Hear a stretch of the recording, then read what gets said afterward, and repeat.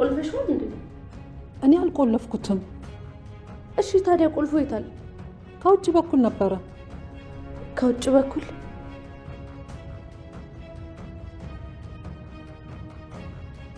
እቺ እባብ ቁልፏ ሄዳ ነው ማለት ነው።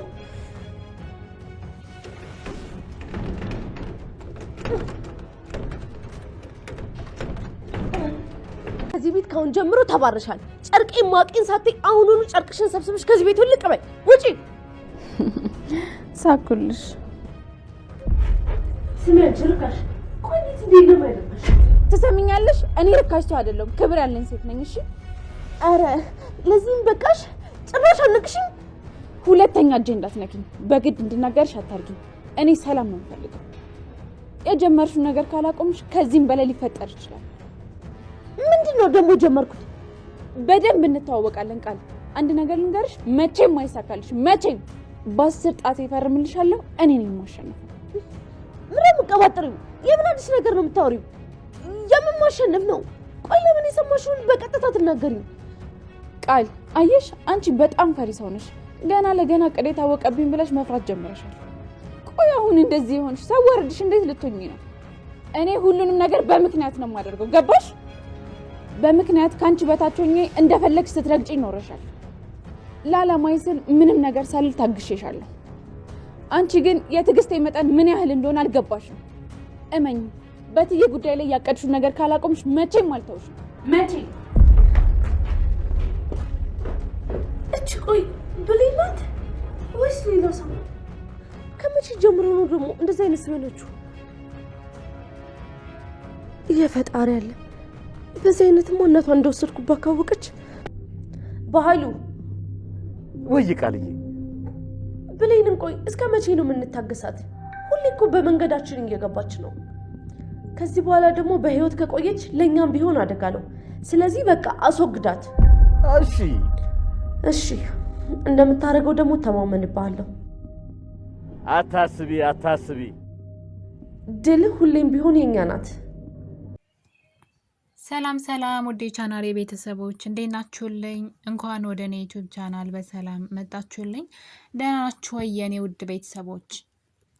አደራ ድራማ በክፍል 67 ላይ እንግዲህ እንደሚታወቀው በባለፈው ክፍል ላይ ካያችሁ ብሌን የአልማዝን አድራሻ እያፈላለጉ ነበረ ከዳግም ጋር ሆነው።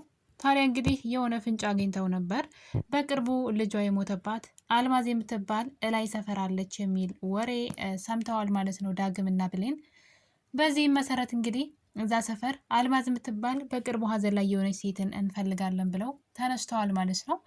እናም ይህን ነገር እንግዲህ በሄዱ ሰዓት ተመሳሳይ ስም ሆኖ ነው የተገኘው። ነገር ግን በዚህ ነገር ውስጥ የበኃይሉ እጅ ሳይኖርበት አይቀርም። አጋጣሚ ሊሆን አይችልም። አልማዝ የምትባል ሴት ልጇ የሞተባት እዚህ ሰፈር፣ እነዚህ ሁሉ በፍጹም የተገጣጠመ ወይም ደግሞ አጋጣሚ ሊሆን አይችልም። ሆን ተብሎ የተሰራ ስራ ነው የሚመስለኛው። በኃይሉ እንደምታውቁት እጁ ረጅም ነው።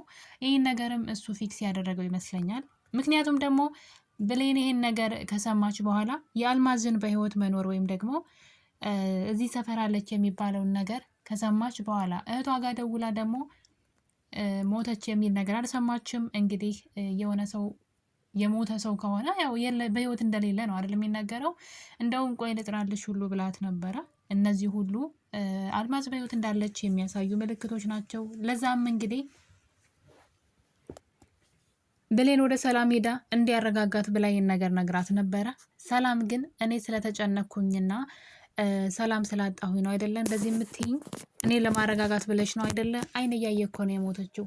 እንዴት የሞተን ሰው አለ ትይኛለች? እያለች ልትረዳት አልፈለገችም።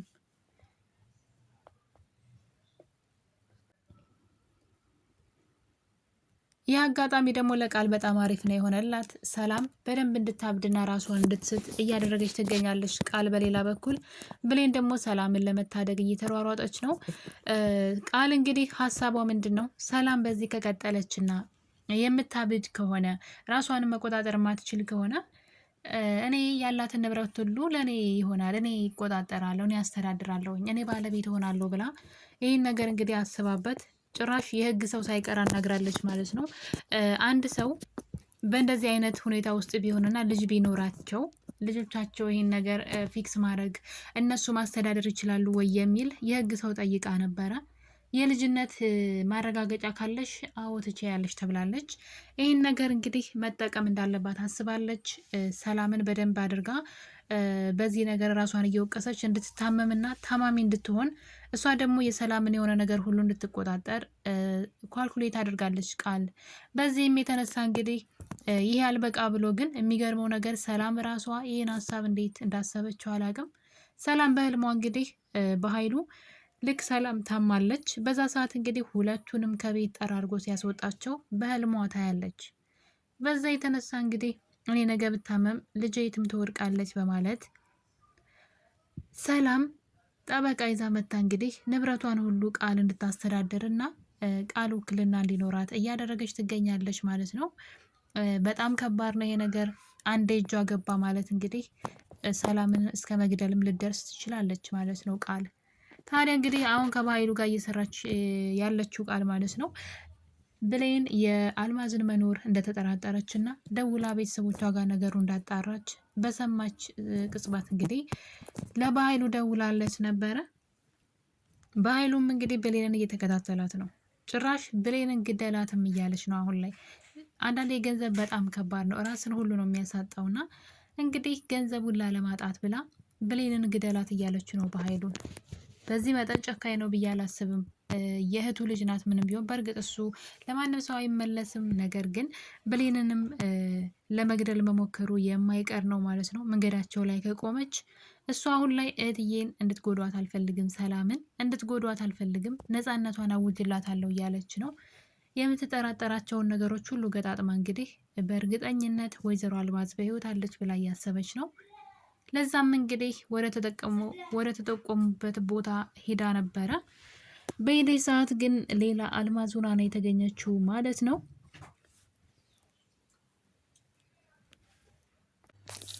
አልማዝ ናት ብለው የሄዱበት ቦታ ላይ ግን እሷ ራሷ እነሱ የሚፈልጓት አልማዝ እንዳልሆነች ነው የሰሙት ማለት ነው። በሚገርም ሁኔታ ግን በዛ ቅጽበት እንግዲህ ቃል ይህን ነገር ለበኃይሉ ተናግራለች። ብሌን ወደ አልማዝ ቤት እየሄደች ነው፣ አድራሻዋን አውቀዋለች።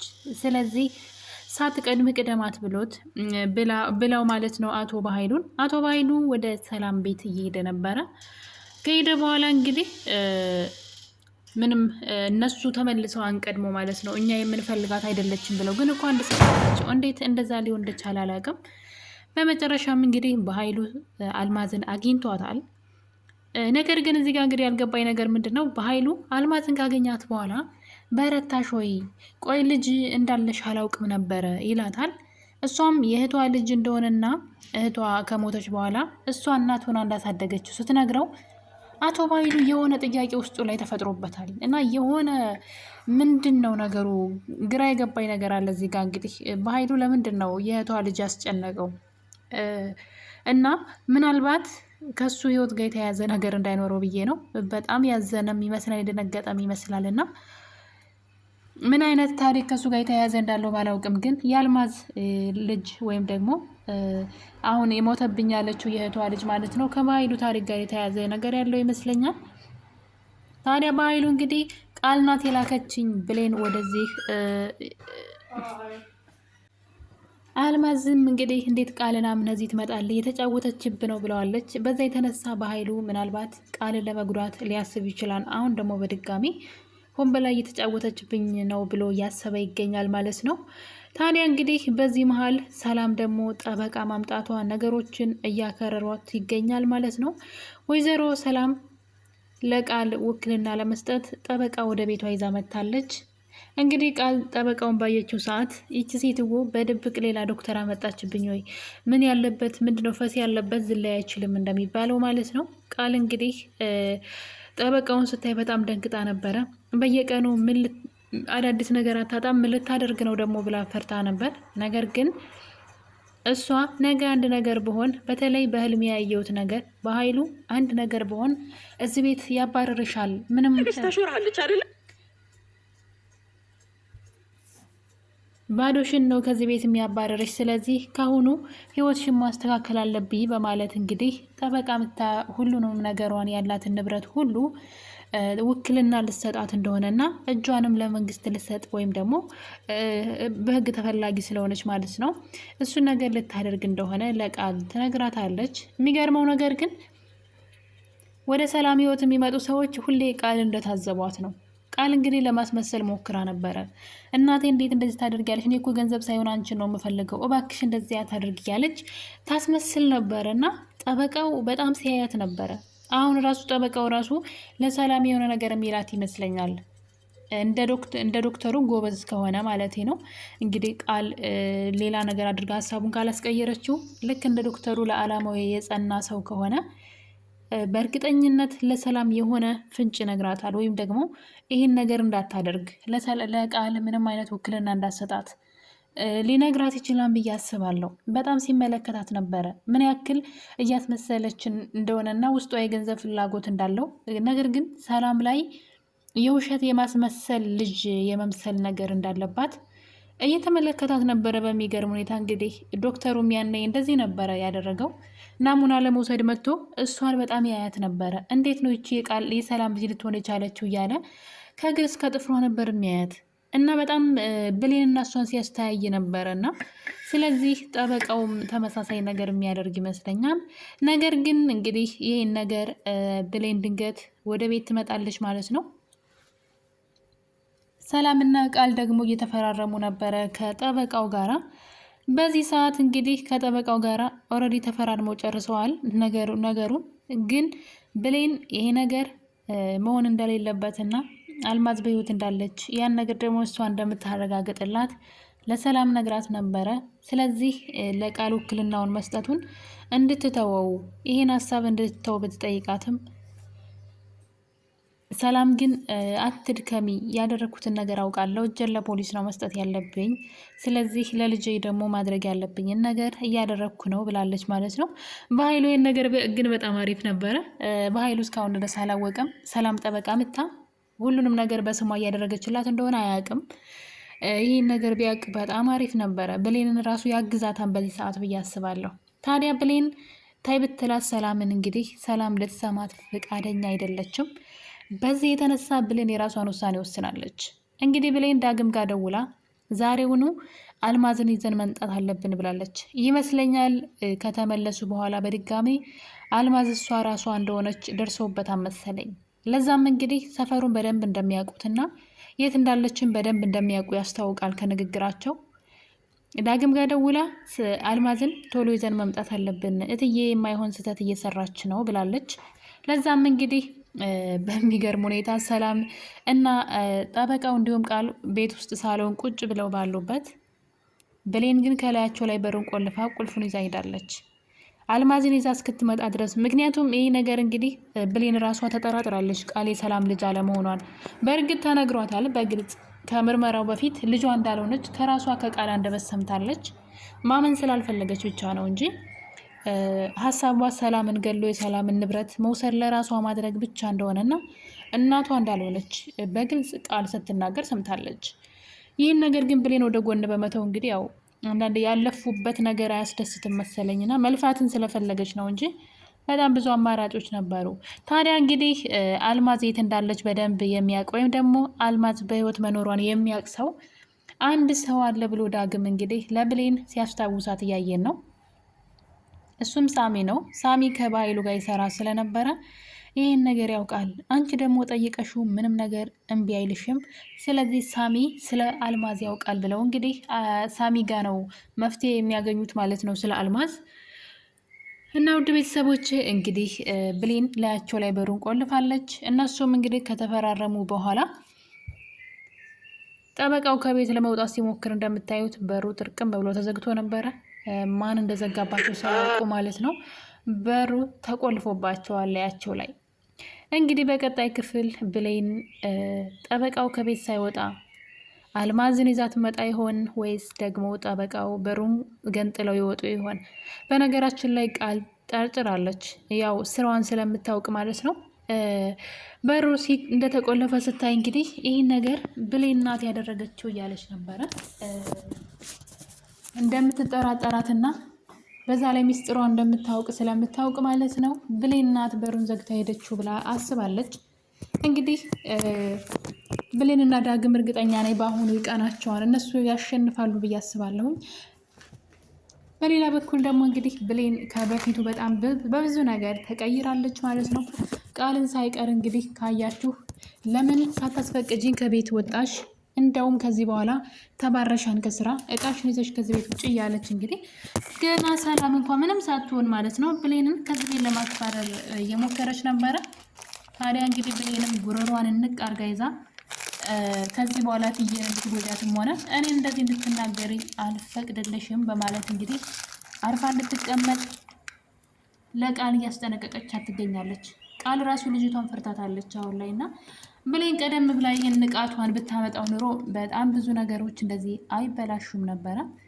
የእሷን የሆነ ህይወትም ቃል አትወስድባትም ነበረ። ብሌን በአሁኑ እኔ ነኝ የማሸንፍሽ እያለቻት ይገኛል። በዛ ላይ ደግሞ ሰላምን ስታያት እንደ እናቷ ነው የምታያት፣ ወይም ደግሞ ውስጧ ልክ እናቷ እንደሆነች ስለሚሰማት ሰላም እንድትጎዳ አትፈልግም። ለዛም እንግዲህ ለሰላም ስትል ምንም ነገር ታደርጋለች። በአሁኑ ሰዓት እንግዲህ አልማዝን ይዞ ለመምጣት ወደ አልማዝ ቤት እየገሰገሱ ይገኛሉ። በቀላሉ እሺ ብላ የምትመጣ አይመስለኝም። የባህሉን ማስፈራሪያም ጭምር ስላለ ማለት ነው። ነገር ግን አሁን ላይ እንግዲህ ቃል በድብቅ የሰላምን ንብረት የግሏ ለማድረግ እየተሯሯጠች ነው ማለት ነው። በነገራችን ላይ ከዚህ በኋላ በኃይሉ ምንም ነገር አሁን ላይ ከእሷ ጋር እየሰራ ነው። ነገር ግን ለጥቅም ሲሆን በነገራችን ላይ በጣም የተጣሉ ሰዎች፣ ጸበኞች የሆኑ ሰዎች ይዋደዳሉ፣ ይስማማሉ እና በኃይሉና ቃል እንግዲህ በጣም ጸበኞች ናቸው ስለከዳችሁ ማለት ነው። አሁን ግን አልማዝ እንዳትገኝ ማለት ነው። በኃይሉና ቃል አብረው እየሰሩ ነበረ። ነገር ግን ሰላም በአቋራጭ እንግዲህ ለቃል አማራጭ አምታላታለች። እሱም ደግሞ ንብረቱን መስጠት ነው። ይህን ነገር በኃይሉ ቢያውቅ ግን በፍጹም አይፈቅድላትም ነበረ። ምንም ቢሆን ቃል ማንም ናት፣ ምንም አይደለችም እና ንብረቱን እንኳን እንድትወስድ ራሱ ላይፈቅድ ይችላል እና ነገር ግን እሱ በሌለበት ማንም ሰው ባልሰማበት እንግዲህ ሰላም ንብረቷን ሁሉ በቃል በኩል አድርገዋለች። ቃል የተሳካላት ይመስላል። ነገር ግን ሁል ጊዜም ደስታዋ የሆነ ጫፍ ሲደርስ ነው የሚበላሽባት። ለምን እንደሆነ አላውቅም። ያው ግልጽ ነው፣ የሰው ሀቅና ውሸት ስለሆነ ነው ስራዋና ሁል ጊዜ በጣም ይሳካላታል፣ በጣም ርቀት ትሄዳለች እና ከዛ ግን ልክ ልትጨብጠው ስትል ነው ባዶ የሚሆንባት እና በጣም ነው የሚያስገርመኝ የቃል ነገር። እስካሁን ድረስ እንግዲህ ስኬታማ መሆን አልቻለችም። የመጣችበትንም አላሳካችም። ከስቀቀንና ከስቃይ ውጭ ከሰዎች ጋር ከመጣላት ውጭ ያተረፈችው አንዳች ነገር የለም እና በሚገርም ሁኔታ የቃል ህይወት በጣም ብዙ ነገር ያስተምራል ለተማረበት ሰው ማለት ነው። አንዳንዴ ያልሰሩበትን የሰውን የሆነ ነገር አብዝቶ መመኘት እንግዲህ ምን ያክል ዋጋ እንደሚያስከፍል ከቃል ማየት ይቻላል። ውድ ቤተሰቦቼ የዛሬው የአደራ ድራማ ትረካችን ይህን ይመስል ነበር። በሌላ እስከምንገናኝ ድረስ ቸር ቆዩልኝ።